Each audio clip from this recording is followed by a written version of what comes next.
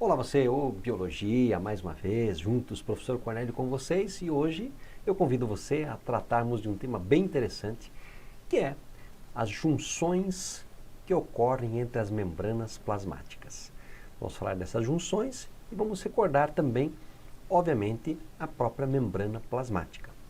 Então, convidamos você a juntos estarmos destrinchando aqui um pouquinho de aspectos relevantes sobre as junções e também a membrana. Vamos lá? Então, quando nós analisamos a membrana plasmática e suas junções, só lembrar que membrana plasmática toda a célula possui. Tá? Toda a célula tem membrana plasmática. Essa membrana plasmática, ela é de constituição lipoproteica. A membrana plasmática ela tem inúmeras funções, das quais nós destacamos a função relacionada ao transporte. Então nós queremos recordar com vocês detalhes sobre a membrana plasmática. Então vamos lá. Primeiro, todos os tipos de células têm membrana. Nas procariotas, obviamente, ela só vai revestir a célula. Nas eucariotas, reveste a célula e os organoides citoplasmáticos, como o retículo, endoplasmático liso rugoso, complexo golgiense, tá? E assim por diante, lisossomos. Tá? A espessura de uma membrana, olha só, ela é de 6 a 10 nanômetros. Então, ela é extremamente pequena. A média é de 7,5 nanômetros. Só lembrar que 1 nanômetro é 1 sobre 1 milhão do milímetro. Então, realmente é muito, muito, muito pequeno. Tá? Por esse motivo, a visualização só é possível com a microscopia eletrônica. Com a óptica é impossível. Uma membrana ela é composta basicamente por fosfolipídios mais colesterol, de 30% a 75%, ou seja, ó, os lipídios aqui, mais colesterol, que também é um lipídio. Tá? Proteínas pode variar de 25% a 80%, e os carboidratos podem chegar até 10%. Tá? Então, a constituição lipoproteica e também carboidratos. Tá? Aqui nós temos uma estrutura básica de uma membrana. Você observa aqui as glicoproteínas representadas. Aqui nós temos uma glicoproteína. Tá? Então, glicoproteína, que você tem proteína com carboidrato. Né? Nessa parte aqui, ó, representam os carboidratos. Tá? Você observa aqui um glicolipídio. Então, você tem carboidrato ligado a um lipídio. Aqui nós temos o colesterol, por exemplo, né, que é um lipídio. Tá? Temos aqui uma proteína globular. Temos aqui uma proteína periférica, ela não vai fora. Temos uma proteína chamada proteína integral, ela vai fora. Aqui temos uma proteína canal. Tá? E aqui nós temos uma alfa-hélice de proteína. Ó. Você observa que a constituição ela é lipoproteica. Ó. Tem uma capa dupla de lipídios, com porção hidrofílica e hidrofóbica. Então nós vamos ter isso aqui. Ó. E temos entre as proteínas integrais ou associadas às chamadas proteínas periféricas. Então vamos lá. A membrana plasmática, vamos imaginar que temos uma célula aqui. Tá? Obviamente que por essa membrana vão passar substâncias. Por isso que nós temos que avaliar, obviamente, o transporte através da membrana. E esse transporte, ele pode ser de duas maneiras. Ele pode ser um transporte passivo ou ele pode ser um transporte do tipo ativo. O que vem a ser um transporte passivo? É aquele onde não há gasto de energia. E um transporte ativo há gasto de energia.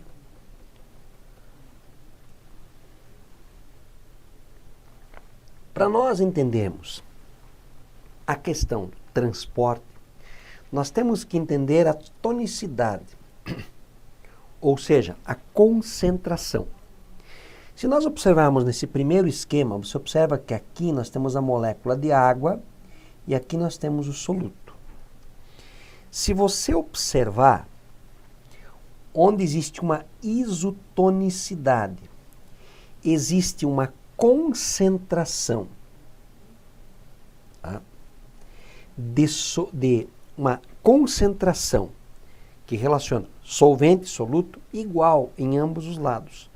Por exemplo, se a concentração aqui é 0,94, aqui ela é 0,94. Então nós falamos que o quê? Os dois meios se encontram em isotonia. Tá? Então são meios isotônicos. Agora, observem que nesse caso aqui, ó, a água ela passa através de proteínas canais chamadas de aquaporinas. Tá? O meio hipertônico é um meio mais concentrado. A quantidade de solutos que você tem aqui é essa. Desse lado aqui, ó, eu tenho mais soluto. Então, este meio aqui, ele é mais concentrado. Então, imagina que esse aqui é 0,94, esse aqui é 0,2. Então, esse é hipertônico. E aqui nós temos um meio menos concentrado, ó. Então, esse menos concentrado é hipotônico. Sempre quando eu falar em hipertônico, hipotônico, isotônico, tem que comparar os meios. Ele é da mesma concentração que quem? Ou é inferior na concentração que quem? Tá? Então, olhem só. Aqui nós temos o caso clássico, né, do transporte através de membrana relacionado ao transporte de água, que é chamada osmose. Osmose pode ser definido como sendo a passagem de água de forma passiva ou de qualquer outro solvente, de um meio de menor concentração, ou seja, hipotônico, para um meio de maior concentração, ou seja, hipertônico, até que os meios se tornem iso. Então, no caso aqui, passagem de água, de qualquer outro solvente, obrigatoriamente por uma membrana semipermeável. Então, observem aqui. Quando se coloca uma hemácia no meio isotônico, o meio é isotônico, então imagine que a concentração aqui é 0,94, da hemácia é 0,94. A água sai e a água entra. E a hemácia permanece íntegra. Quando eu coloco essa hemácia no meio hipotônico, imagine a hemácia 0,94, coloco no meio 0,8. Osmose, a água passa do meio menos concentrado para o mais concentrado. Então, observe que essa hemácia vai ganhando água. E ela pode literalmente estourar. Pode acontecer uma lise, uma destruição dessa hemácia. Como a hemácia não tem parede celular para protegê-la contra a lise, ela pode ser destruída. Agora, quando se coloca no meio hipertônico, imagine aqui 1 e aqui 0,94, essa hemácia começa a perder água e ela fica murcha ou crenada. Ela perdeu água, ela se deformou. Tá? Isso acontece por transporte passivo, chamado osmose. Agora, quando a gente analisa uma osmose numa célula vegetal, uma célula vegetal tem uma parede celular. Então, quando ela é colocada no meio isotônico, a água entra e a água sai numa boa. Ela tem vacúolo de suco celular, etc. Tem, né, que ajuda na osmorregulação. Agora, quando se coloca no meio hipotônico, ela começa a ganhar água. E observem que ela vai ficar inchada. Tá? Ela está ganhando água. A gente diz que aconteceu desplasmólise ou deplasmólise, tanto faz. E quando eu coloco num meio hipertônico, aqui é hipo. Quando eu coloco no meio hipertônico, ela passa a perder água. Então ela fica plasmolizada. Aconteceu plasmólise. Ok? Transporte ativo. Transporte ativo, aqui nós temos, né, o transporte que gasta energia. Então aqui há gasto de energia. Então olhem só, aqui no esquema 1, você tem o sódio será bombeado do citoplasma para o meio extracelular e o potássio será bombeado para o meio intracelular. Ó, o potássio será bombeado para cá e o sódio bombeado para cá. Tá?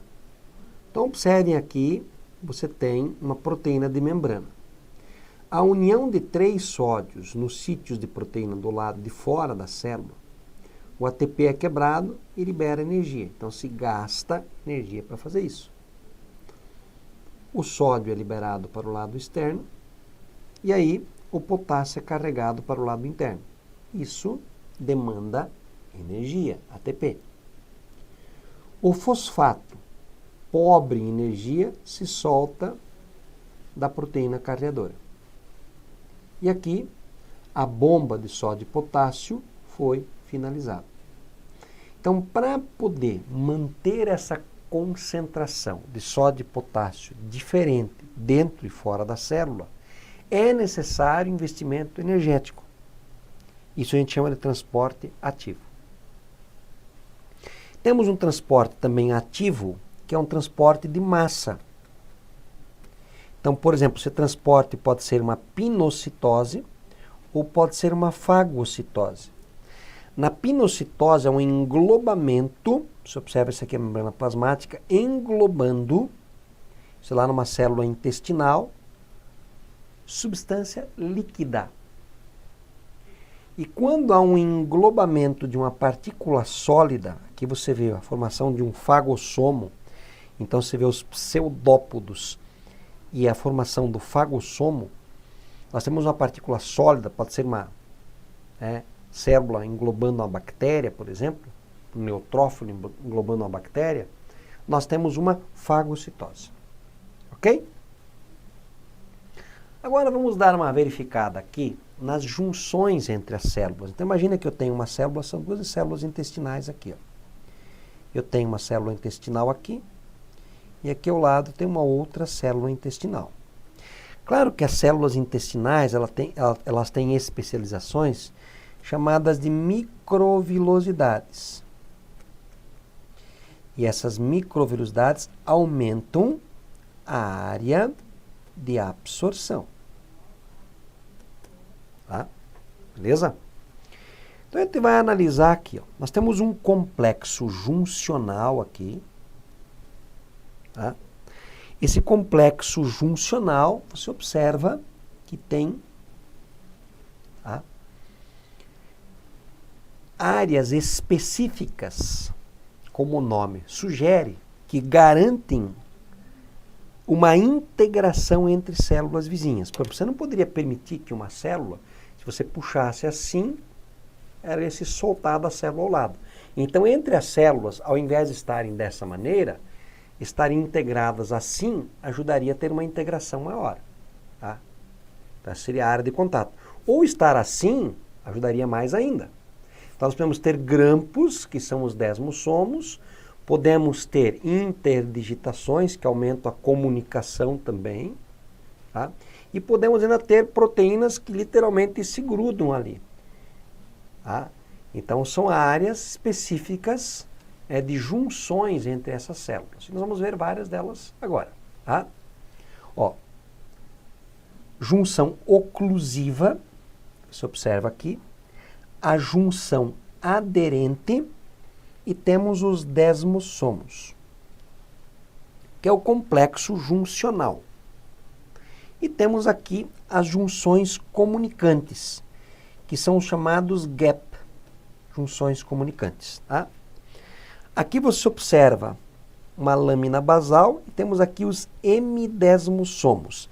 Enquanto desmossomos são grampos mútuos, hemidesmossomos são um grampo que vai se fixar assim sobre o tecido. Beleza? Então vamos lá. Aqui nós temos mais uma vez, ó. Então, aqui a superfície apical. Aqui nós temos a matriz extracelular. Ó, o hemidesmossomo. Então, uma junção de adesão focal. Junções comunicantes, os gap. Aqui, ó, os desmossomos. Os filamentos de actina que vão garantir as junções. Né? Junção de oclusão, junção aderente. Que dá essa junção funcional e aqui em cima as microvelocidades. Tá? Então vamos lá. Interdigitações.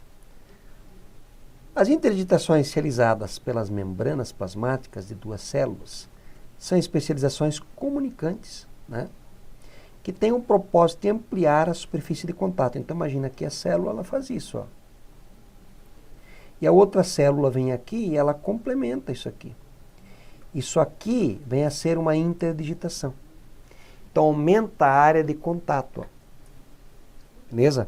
Então nós vamos ter, portanto, interdigitações.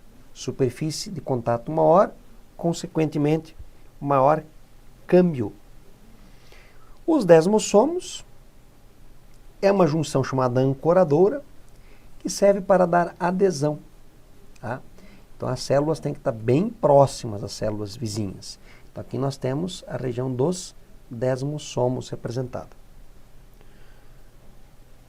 As junções, chamadas junções, a junção primeiro aderente, ela é muito similar, tá, a um desmossomo por sua função de ancoragem entre as membranas, ancoragem do citoesqueleto. No entanto, a distribuição na membrana difere do mesmo por dispor-se em cinturão ao redor do corpo da célula. Tá? Então vai ser um cinturão ao redor, ó, a junção aderente. Você observa aqui que é um cinturão ao redor. Ó. Então, imagine aqui, ó, a célula no sentido tridimensional. Tá? Fazendo uma união desta com várias células vizinhas e não só com uma célula vizinha. Essa junção aderente. É para aderir mesmo. Né? Junções comunicantes, nós vamos ter o gap, né, uma junção que tem o objetivo de sinalização celular, né, por meio de íons e por meio de pequenos peptídeos, sinalizadores, que atravessam o citoplasma de uma célula diretamente para o citoplasma da outra célula. Aqui nós temos as junções comunicantes. Trocas, comunicação.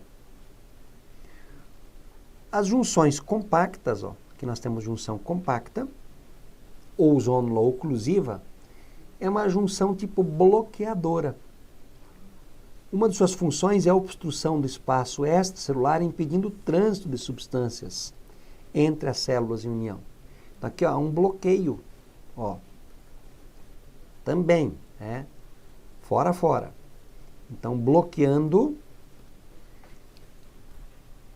a passagem de substâncias da parte extra para a parte intra. Então, um cinturão de bloqueio, como se fosse um cimento superior.